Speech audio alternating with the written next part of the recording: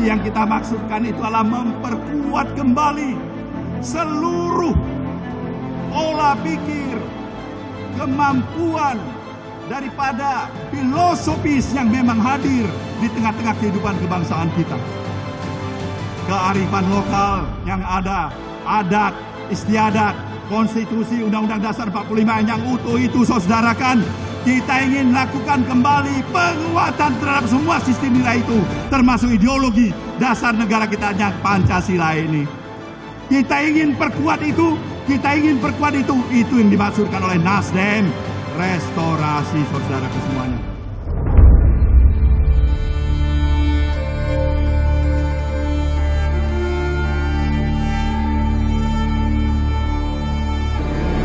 Sejak didirikan pada tahun 2013 lalu, Partai Nasdem telah memiliki semangat gerakan perubahan untuk merestorasi Indonesia. Nasdem menjadi satu-satunya partai baru yang berjaya secara elektoral pada pemilu 2014 dan pemilu 2019.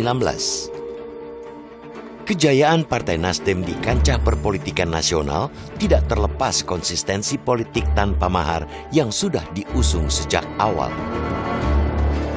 Politik tanpa mahar membuat Partai Nasdem mudah membangun koalisi untuk mengusung para calon kepala daerah. Nasdem berada satu langkah lebih maju dibandingkan partai lain yang masih kesulitan mengusung calon kepala daerah karena terhambat kepentingan mahar. Hasilnya terbukti, Pilkada Serentak Provinsi 2018 memberi angin segar bagi Partai Nasdem. Dari 17 provinsi, pasangan calon yang diusung Partai Nasdem unggul di 11 provinsi dan melampaui target 10 kemenangan dari yang ditentukan oleh DPP. Partai Nasdem juga berhasil memecahkan rekor keterwakilan perempuan yang pernah dicapai partai politik di Indonesia. Sebanyak 32,2% dari total caleg yang lolos ke Senayan adalah perempuan. Angka tersebut menjadi rekor tertinggi dalam sejarah perpolitikan di Indonesia. Sikap idealisme politik tanpa mahar dan koalisi tanpa syarat yang ditanamkan membuat Partai Nasdem tidak dipandang sebelah mata. Nasdem menjadi partai politik baru yang justru berkontribusi besar terhadap kemenangan Joko Widodo di pemilihan presiden selama 2 periode berturut-turut. Bahkan Partai Nasdem juga berkomitmen untuk terus mengawal pemerintahan Joko Widodo dan Ma'ruf Amin hingga akhir masa jabatan. Semuanya dilakukan demi restorasi Indonesia, demi melanjutkan jalannya roda pembangunan, dan demi menjaga marwah konstitusi agar selalu tegak lurus dengan Undang-Undang Dasar 1945.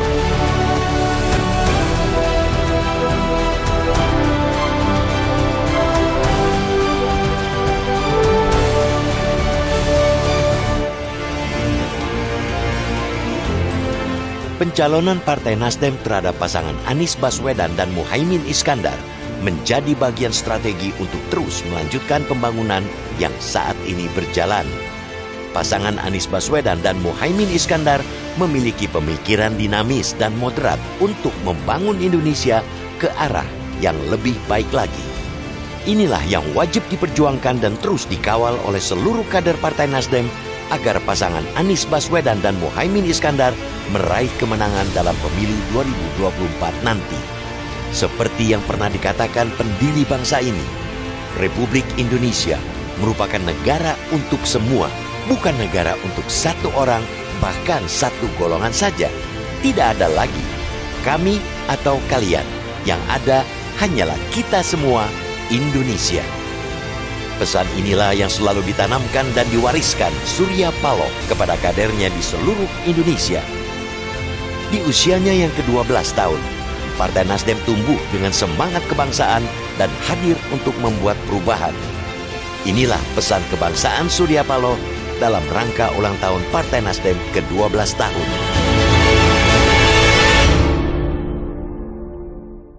Assalamualaikum warahmatullahi wabarakatuh.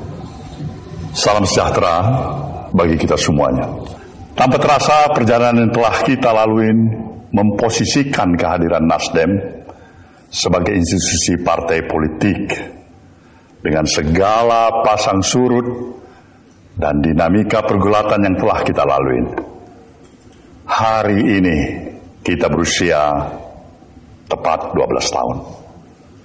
Untuk itulah saya ingin menyapa pada saudara, para kader Nasdem, dimanapun saudara berada, bahwasanya gelora dan semangat perjuangan yang kita miliki di dalam membawa misi besar dan mulia, yaitu gerakan perubahan untuk merestorasi Indonesia, adalah suatu perjuangan yang tidak boleh berhenti disebabkan oleh satu dan lain hal.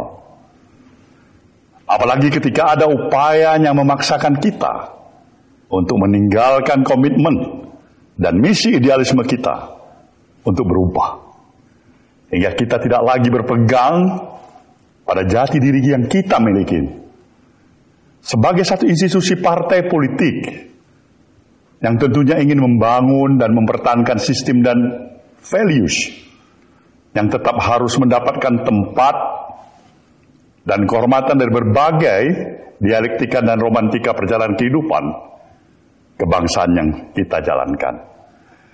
Inilah sebenarnya yang perlu kita pahami bersama. Nasdem bukan hanya lahir dan memakai label sebagai institusi partai politik yang hanya terjebak pada pragmatisme kekuasaan untuk kekuasaan yang lebih hebat.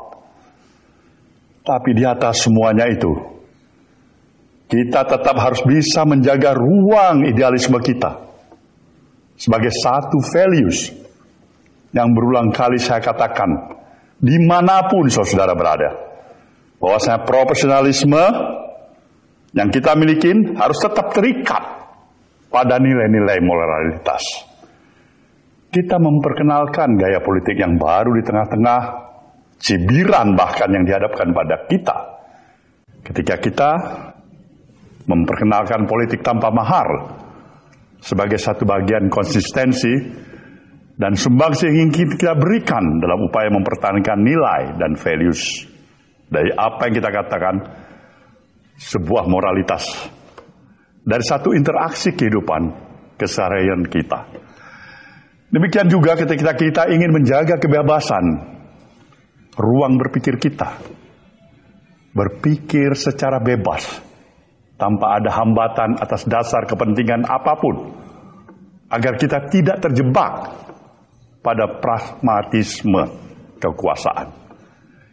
Kita mempunyai satu keyakinan bahwasanya pemikiran-pemikiran yang kita lakukan sebagai sebuah gerakan.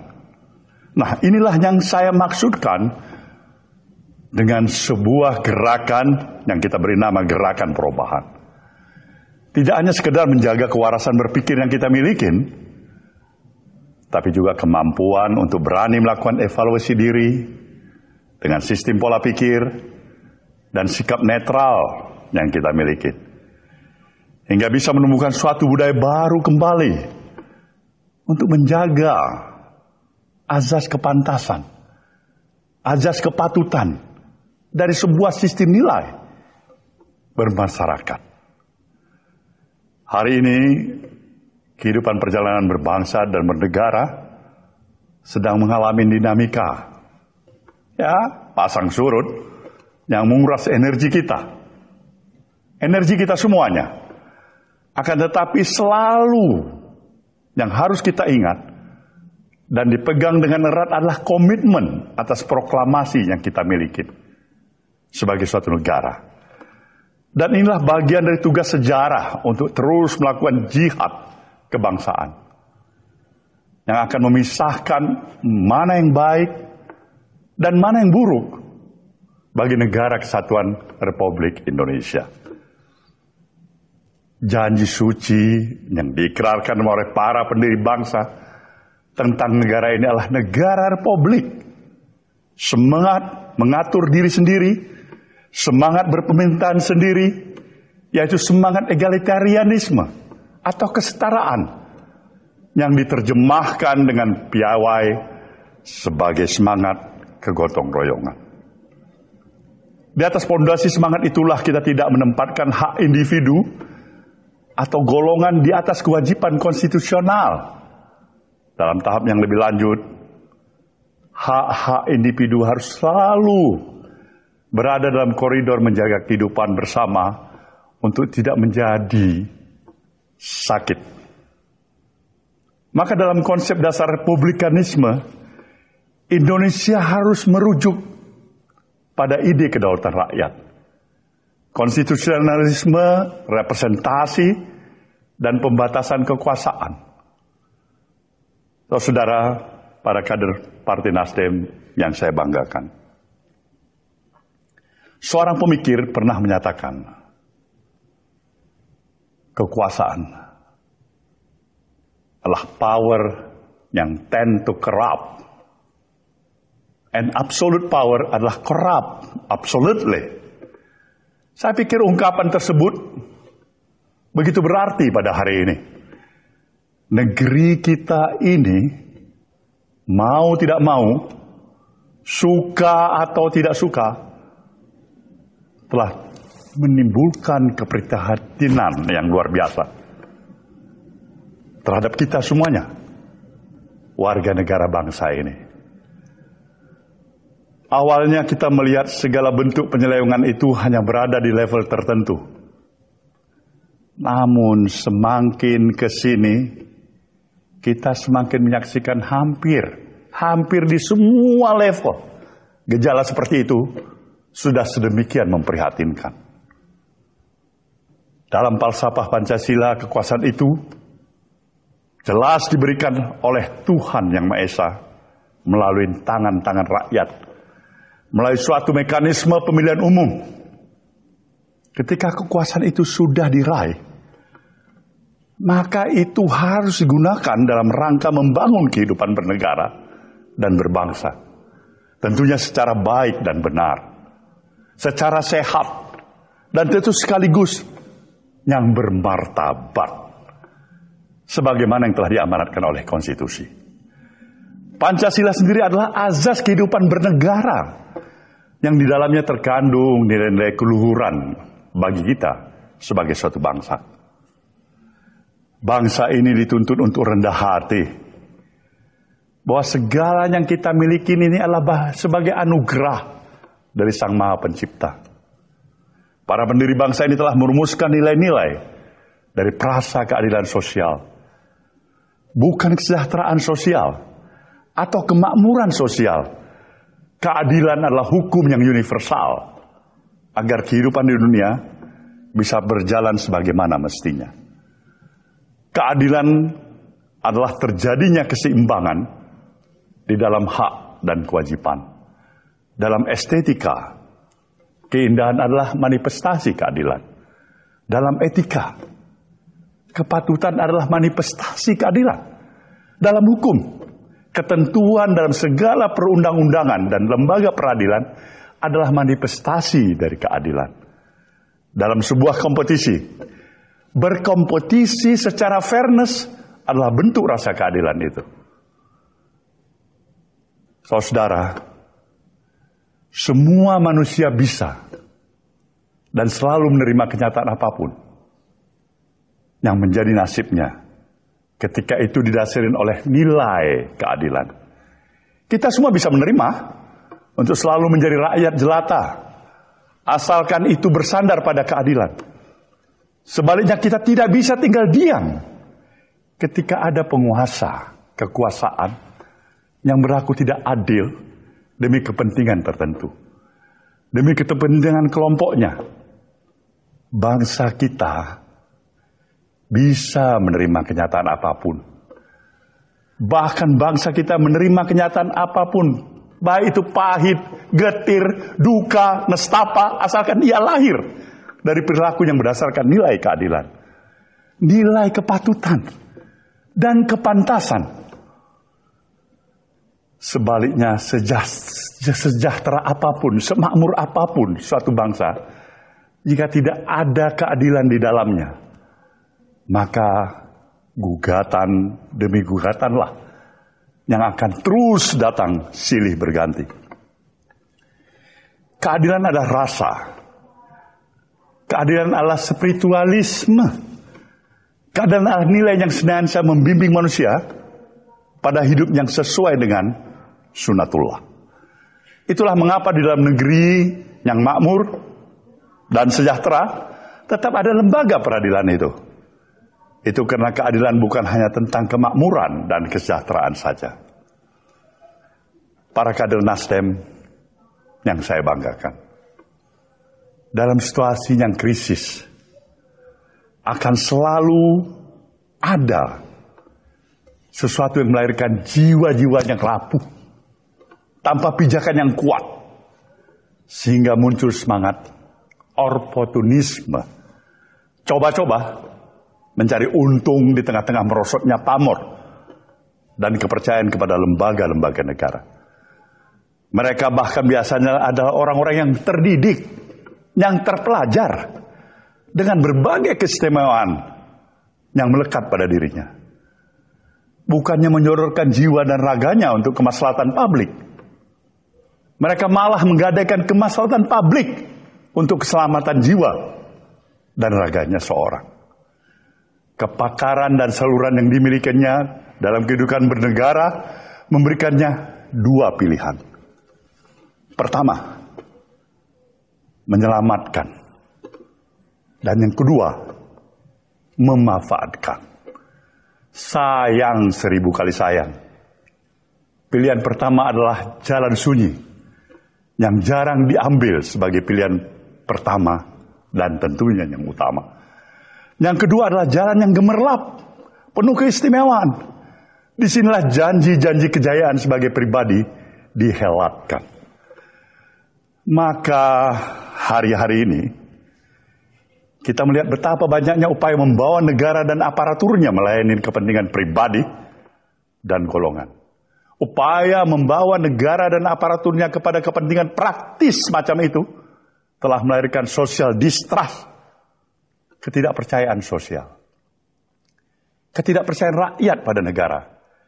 Kritik kemudian muncul dalam bentuk sinisme dan cemoohan yang sudah sangat kasar sebagai bangsa yang beradab.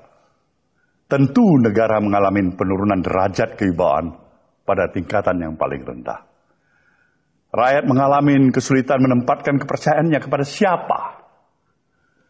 Maka hari-hari ini akan mudah sekali kita menemui rakyat yang merasa cukup dapat memerintah dirinya sendiri. Saat ini kita berada di ujung tanduk kerusakan yang paling mencemaskan sepanjang kehidupan berbangsa dan bernegara. Kita berharap semua pemimpin nasional dan rakyat tidak kehilangan kontrol, loss of control.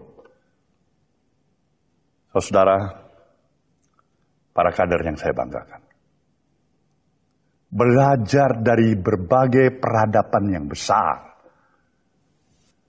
Kehilangan adab adalah selalu melahirkan kebingungan ilmu dan melahirkan pemimpin palsu. Seorang pemimpin dengan begitu bukanlah mereka yang dipuja saat cemerlang dan dihujat saat redup. Seorang pemimpin adalah otentitas dalam kerelaannya untuk mengorbankan dirinya dalam mencapai keadilan dan kemakmuran bagi rakyatnya. Pemimpin adalah mereka yang akan menggenggam konstitusi lebih erat dibandingkan ikatan paling primer dalam dirinya. Kesejatian ini hanya akan terlihat dalam ujian menghadapi masa-masa menentukan. Masa-masa yang dalam bahasa Bung Karno selalu ditegaskan, very, very close. Masa-masa yang berbahaya sebagai bangsa. Pertarungan besar sedang terjadi karena 1-2 kelompok akunturir yang siap mencadangkan kepentingan rakyat untuk sekedar meraih kekuasaan. Kita sebagai bangsa tentu menginginkan yang terbaik bagi kelanjutan perjalanan kita ke depan. Meskipun masa-masa ujian pasti ada, tapi semangat kebangsaan adalah nalar yang harus dijaga sepanjang hayat kita masih dikandung badan. Kita tidak bisa melihat saat ini sekian banyak maling yang teriak maling. Sekian banyak pula yang telah menjadi musang berbulu ayam. kita berada pada compang-campingnya etika dalam kehidupan berbangsa. Kita sedang menyaksikan ciri-ciri kemunafikan bekerja. Mereka yang berusaha menghindari suatu kejahatan dengan melangkah menuju kejahatan lain yang berlawanan. Saya kutip satu pesan dari Bung Adam Malik dalam In the Service of Republic. Dalam permainan ini, cepat atau lambat, semua orang harus pergi. Penguasa akan hilir mudik berganti. Politisi pun demikian juga. Namun, negarawan akan selalu berada dan hidup di tengah-tengah rakyat dan bangsanya. Kita selalu ingat pesan khusus pada pemimpin-pemimpin kita terdahulu untuk selalu mendem jero mikul dhuwur, mengubur dalam-dalam, memikul tinggi-tinggi. Setiap pemimpin pasti ada kekurangan, pasti ada kesalahan. Namun setiap pemimpin selalu ada pencapaian yang gilang gemilang. Itu kita katakan sebuah legacy yang harus diangkat sebagai contoh teladan. Satu ujian penting dalam hidup berbangsa dan bernegara bukanlah apakah akan muncul tokoh-tokoh sekaliber para pendahulu kita, tetapi melainkan apakah pemimpin formal atau informal, yang terutama organisasi kemasyarakatan, organisasi termasuk partai-partai politik, berani bertindak untuk mencegah kerusakan yang terjadi pada bangsa dan negara. Republik ini membutuhkan keberanian untuk tetap waras dalam berpolitik, untuk tetap selalu memegang prinsip-prinsip dalam konstitusi. Tidak ada kekuasaan besar maupun kecil yang pernah diizinkan bertakhta terus-menerus sepanjang zaman. Sejarah telah menyampaikan kepada kita bahwa berapa besar pun kekuasaan seorang manusia, di satu waktu dia akan berakhir juga.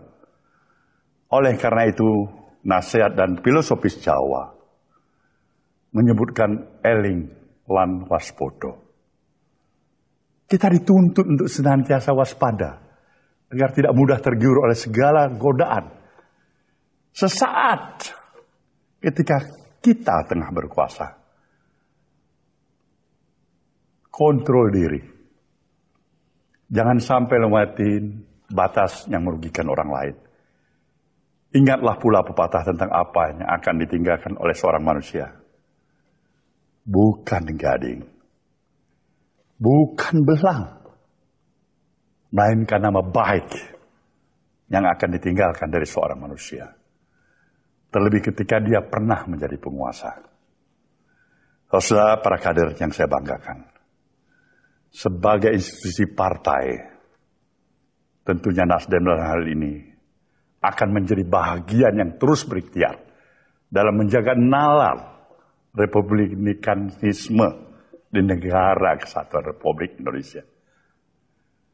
Untuk terus meneguhkan semangat perubahan dalam diri kita sebagai satu institusi partai politik.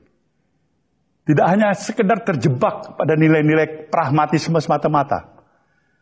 Kita bukan hanya berbicara. Kita menginginkan sebuah tindakan dan kerja-kerja nyata sebagai satu kesatuan gerakan perubahan. Untuk itulah Partai Nasdem sekali lagi ingin berada di tengah-tengah denyut perubahan, semangat dalam mencapai upaya-upaya menuju kesejahteraan dan keadilan bagi rakyat Indonesia. Inilah jalan restorasi Indonesia. Pada hari-hari di mana kita berada dalam atmosfer kontestasi, baik pemilu legislatif dan presiden. Tentu hari-hari ini akan dipenuhi dengan berbagai gesekan kepentingan, baik pribadi maupun kelompok. Gesekan kepentingan ini mungkin menjauhkan kita dalam kepentingan sesaat. Tapi seharusnya semakin mendekatkan kita pada kepentingan tetap terjaganya kehormatan dan lembaga-lembaga negara. Kepentingan kita adalah tetap berlangsungnya kehidupan bernegara sesuai dengan koridor konstitusi. sebagai pedoman utama kehidupan kita berbangsa dan bernegara. Dengan segala kesadaran dan sikap yang telah kita tetapkan di satu dan lain hal, kita pasti nantinya mendapati sejumlah perbedaan dengan pihak-pihak lain. Tapi saya merasa itu merupakan hal yang lumrah dan niscaya seperti apa adanya. Sangat manusiawi. Kiranya dalam persaingan tersebut, maka sikap perilaku manusia selalu diwarnai oleh kepentingan dari berbagai kepentingan yang diinginkannya. Dalam situasi yang kita prediksi akan semakin panas, dalam seluruh perbedaan kepentingan yang akan dibutuhkan kejernihan berpikir. Sehingga perbedaan yang terjadi tetap berada dalam konteks kedewasaan sikap. Hati boleh panas, tapi kepala tetap dingin. Akhirnya kita berserah diri kepada Tuhan Yang Maha Kuasa, yang senantiasa melindungi dan memberikan rahmat-Nya kepada kita sebagai suatu bangsa. Saya yakin dan percaya, dengan seluruh bangun kesadaran yang kita miliki, dengan hati dan nurani yang masih ada pada kita, di bawah kepemimpinan para pemimpin negeri ini, untuk memulai dengan satu keyakinan dan tekad, menempatkan kepentingan nasional di atas kepentingan segalanya. Semoga Tuhan memberikan ridho-Nya kepada kita semuanya. Dirgahayu Partai Nasdem, jayalah Indonesia. Wassalamualaikum warahmatullahi wabarakatuh.